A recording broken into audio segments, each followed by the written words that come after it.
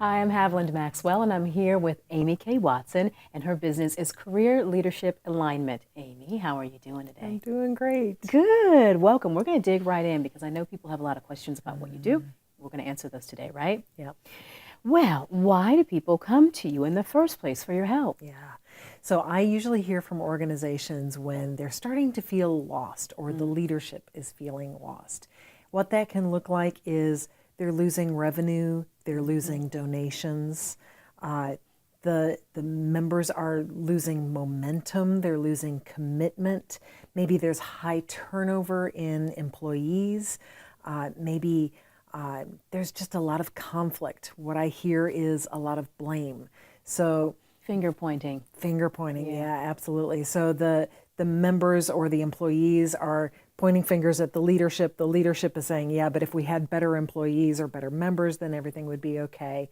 And everything gets kind of murky. It can be stuck in this sense of not being able to move past the drama. So they're in a hole, but they don't know how to get themselves out of that. Yeah, exactly. One of my clients has actually said, I just want to be able to get stuff done instead of constantly getting sucked into these interpersonal conflicts. Battles. Yeah. Yeah, Yeah. yeah. What do they most often seem to be looking for? You answered a little bit of that, but are there really specifics that you keep hearing come up when you meet with people? Yeah, they want to be able to fulfill their purpose. They want to be able to pursue that mission without all of those distractions. They want to have enough resources to be able to do what they're on this planet to do. I love that. Pursue their mission. Yeah. Yeah, exactly. It's what it's all about. But sometimes we lose sight of what the mission is. Sometimes we're just not all on the same page.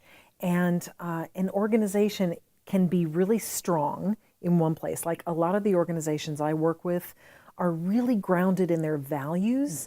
They know what they're about, they know who they are and what they stand for.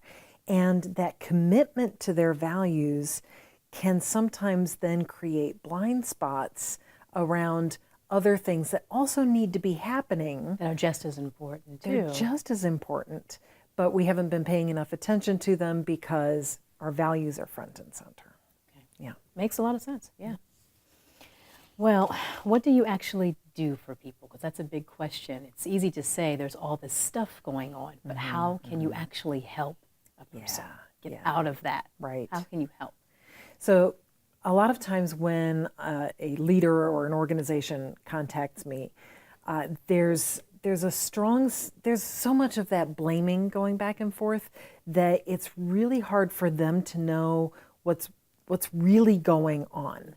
So one of the first things that I'll do is just a reality check. I will take time to get perspectives from a lot of different people to find out what are the strengths and weaknesses of the different individuals, of the different parts of the organization, so that we can find out where do we really need to pay attention.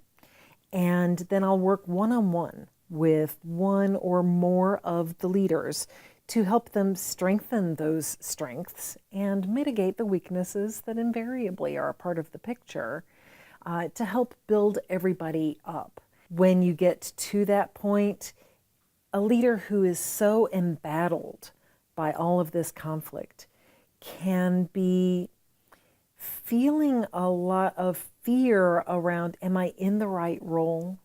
Should I even be doing this? Is it just time to retire? Or should I be going for a different organization? Is this a lost cause? So we'll actually do a little bit of career coaching just to make sure that that they're not making decisions impulsively, but we know who they are and what they really want to be doing, and is this the right organization for them or not? And then a few months into my work one-on-one with those individuals, I'll actually work with the leadership team. And that is such a fun process for me because I get to see this organization that, they've been pulling their hair out. I get to see them move from that sense of stuckness to understanding, oh, this is what The we've light been bulb doing. comes on. Exactly. They work together in new ways because they understand how they've been sabotaging themselves. And we do this through like a 4-day workshop. Okay. And the 4 days shouldn't be 4 days seems like a long time. Yeah, that can be split up in a lot of different ways. Good. Okay. So it's not like you have to devote a week to it, but what we do is we play a lot of games. We are engaged physically. We're using the space. We're using our bodies. We're having experiences in the room. So there's a mix, and there's not just you're talking to them and just teaching. Oh only. gosh, no. Okay. Oh, Okay. gosh, Good. There's actually very little of that. Okay. Good. Mostly, see, so we have these experiences in the room, and then we'll have conversations to debrief those experiences to understand, all right, what is it that I brought to this experience? So for instance, there's this one game that we play with sticks, and people are like moving back and forth with these sticks. And one of the retreats that I led, after we played this game, one of the participants was like, I can't believe how much of myself I actually brought to this stupid game with these sticks. That is what I do in my work. It's how I approach my own clients. It's how I approach the work that we're doing in this organization. So people are actually able to learn about their own patterns of thinking. And as soon as you have that self-awareness, then you're able to say, is this serving me? Yep. Is this giving me the results that I want to get? If it is, Great. hurrah, that's Yeah, fantastic. great. We're going to celebrate that. Right. And if it isn't, then you have an opportunity.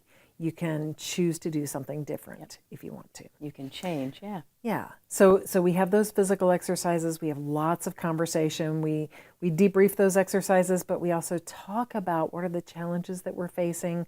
We bring in concepts that are important for understanding why things are the way that they are and how can they be different. So then we have lots of conversations about what are we going to do to change things. We have some videos and a couple of different kinds of videos. One video, it shows people in a meeting or in a situation in an organization, and the dynamics that you see in that video. I've had participants tell me that it's just eerie to see that because it's so familiar. It's very similar to what they've been experiencing. It's what they've been experiencing, and it's not just what they've been experiencing, it's what they've been ashamed to acknowledge is what's happening. They don't want to say it out loud. Yeah, they don't believe that anybody else has ever experienced this. And the time when they're going through it, they feel like they're the only ones. It feels terrible. And then they see it on the screen and they realize, okay, it's not just us. And then we get to see a different way of approaching the same situations, but in a more healthy way. And then when you see yourself in something, you're that much more open probably to say, oh, there are other people. Yes. Then I'm not the only one. I don't feel so bad anymore. It's okay to let go of the shame. Yeah. It's easier to let go of the blame. Yeah. Because you realize, okay, it's not just this individual's fault. It's a pattern of human dynamics. It's how we do things when, we're going on autopilot, which is what we do perfectly a lot today. normal. Yeah. Well, what if it's a small organization that's never really invested in itself, and how do you handle when they have objections, or how do they justify the time? 4 days, like I said, seems like a lot away from work and away from life, and then how do you justify the expense? What do you tell people? So one thing that I know about being in a values-grounded organization is that the people who are doing that work are passionate about their mission. They really want to accomplish something together. And by the time they come to me, they're frustrated, they're tired of wasting all of their time in this conflict, just blaming each other, not being able to get things done. And if you're going to experience real change, it's going to take an investment. It's probably going to take money. It's probably going to take time. Both, yeah. And if you try to, say, take the route of buying a book You know, we've all read books. Everybody can say, I'll just listen to a podcast. I'll Exactly. read a book. Yeah. What do you say to that? I have the information right here. Amy, Kay, I don't need it. What do you say? Good for you. You don't need me. But if you didn't need it, one, you probably wouldn't be watching this video. That's right. That's true. That's true. Two, you wouldn't be looking for help. That's right. We have access, certainly, to lots Yes, of books. we do. But those books, we read them. 1 month later, Yep. you're like, okay, that was really life-changing then. And now I feel like I don't have the tools anymore. That's right. So I have a friend who calls it shelf help It is. because it just sits on the shelf. Yeah. You love it when you're in it. You feel like your life is changing. And then, like you said, you close the book. Yeah. And then it gets dusty, probably. So what we do is, 4 days feels like it's a long time, and that's if you do it all at once and it's compressed. But even at that, every night you're going to bed, you're sleeping, your brain is ruminating on what you learned that day. You're coming back, you're reviewing, you're learning more stuff, you're applying the next day. It's becoming a part of how you are wired. And that's important. You're changing that wiring. Yes. Changing those behaviors after that, too. Yeah. So real change takes time. It does. It takes focus. It takes a lot of conversation. Without conversation with your peers, it doesn't get hardwired as well. And another really powerful thing about going through it all together as a group is that you have that sense of momentum that we are doing this. This is our project. You're this not is our going it alone. initiative. Yes. And you can support each other, you buck each other up, and you get over that hill together. I love the way that you've built this practice and how you're helping people understand how to get out of the muck and how to get out of that feeling, both the team and the leaders. So if someone is sitting there and thinking, I need this help, what should they do next? Yeah, absolutely. It's super easy. Just email me, amy@careerleadershipalignment.com, and we'll set up an exploration call. It's really just half an hour. I'll get to hear more about what it is that you're facing and where you want to go, what you want things to be like instead. Yeah. And we'll talk about what I can do for you. And Good. It's no pressure, no obligation. No Super pressure, easy. no obligation. How can you not love that? How can you not love that? Thanks so much, Amy, for joining me today. I really appreciate your time. And you can learn more about what Amy does and how she can help you fulfill your purpose at careerleadershipalignment.com.